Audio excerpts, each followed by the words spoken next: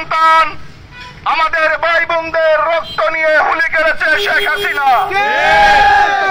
তারই প্রেক্ষিতে এদেশের গণমানুষের জনতার প্রাণের দাবি ছিল এই গণহত্যাকারী ফ্যাসিস্ট দল আওয়ামী লীগকে নিষিদ্ধ করা। আমরা অন্তর্বর্তীকালীন সরকারকে ধন্যবাদ জানাই। গতকাল এই জঙ্গি সন্ত্রাসী খুনি গণহত্যাকারী দলকে বাংলাদেশ সরকার নিষিদ্ধ ঘোষণা করেছে।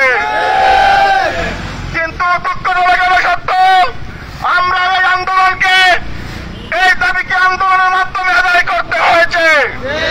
কিন্তু যে রক্তের উপর দাঁড়িয়ে এই সরকার, সেই সরকারের উচিত ছিল আরো আগে সেই আওয়ামী লীগকে নিষিদ্ধ করা এবং তাদেরকে আইনের আওতায় এনে বিচার করা। কিন্তু দুঃখজনক হলো সত্য, এদেশে আরেকটি দল আওয়ামী লীগকে পুনর্বাসনের চেষ্টা করতেছে।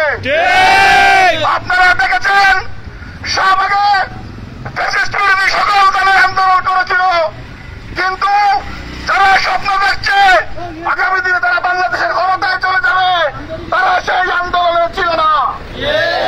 এতে প্রমাণ হয় এই খুনি ফ্যাসিস্ট গণহত্যাকারী দলকে তারা পুনর্বাসনের চেষ্টা করতেছে। তারা চায় না এদেশে জামাত ইসলামীর মতো কোন ইসলামী সরকার দল বিরোধী দল হোক। আমরা হুঁশিয়ারি করে দিতে চাই, জুলাই বিপ্লবে জামাত শিবিরের যে ভূমিকা ছিল, আগামী দিনে যারা এদেশের দেশ এবং মানুষকে নিয়ে ষড়যন্ত্র করবে তাদের বিরুদ্ধে জামাতের ভূমিকা একই থাকবে। আমরা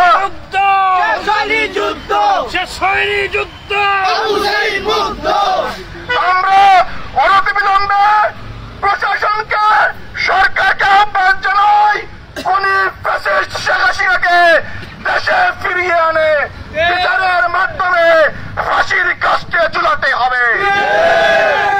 জুলাই বিপ্লবের রক্তের সাথে যারাই গদ্দারি করবে তারা আগামী দিনের এদেশের রাজনীতি থেকে ছিটকে পড়বে।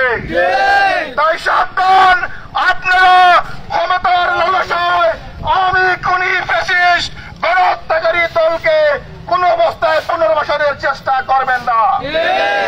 আমরা সজাগ থাকবো। এখনো যারা খুনি ফ্যাসিস্ট দলের আওয়ামী লীগের সন্ত্রাসীরা ঘুরে বেড়াচ্ছে, আমরা তাদেরকে আইনের আওতায় এনে থানা পুলিশে সুপোর্ট করব। আগামী দিনের সফল সংগ্রামে সবাই তাদের সাথে অংশগ্রহণ করেন সেই উদাত্ত রেখে আমি আমার বক্তব্য শেষ করছি। এ পর্যায়ে বক্তব্য নিয়ে আসছেন বাংলাদেশ শ্রমিক কল্যাণ ফেডারেশনের সাবেক ফেঞ্চি উপজেলা সভাপতি গিলাসরার কৃতি সন্তান জনাব রুকনুজ্জামান চৌধুরী। আউযু বিল্লাহি মিনাশ শাইতানির রাজিম। বিসমিল্লাহির রহমানির রহিম। সংগ্রামী ফেঞ্চিগঞ্জবাসী, ইতিমধ্যে আপনারা অবগত হয়েছেন খুনি হাসিনার আওয়ামী লীগ নিষিদ্ধ হয়েছে। খুনি হাসিনা তার ফ্যাসিবাদী দল আওয়ামী লীগকে দিয়ে বিগত 17 বছর এই বাংলাদেশকে একটি নরক রাজ্যে পরিণত করেছিল। 56,000 বর্গ মাইলের এই বাংলাদেশকে একটি জীবন্ত কারাগারে পরিণত করেছিল। আজ সারা বিশ্ব তাকিয়ে দেখেছে বাংলাদেশের এই ফ্যাসিবাদী দল প্রকৃত অর্থে একটি জঙ্গি এবং একটি মানবতা বিরোধী দল।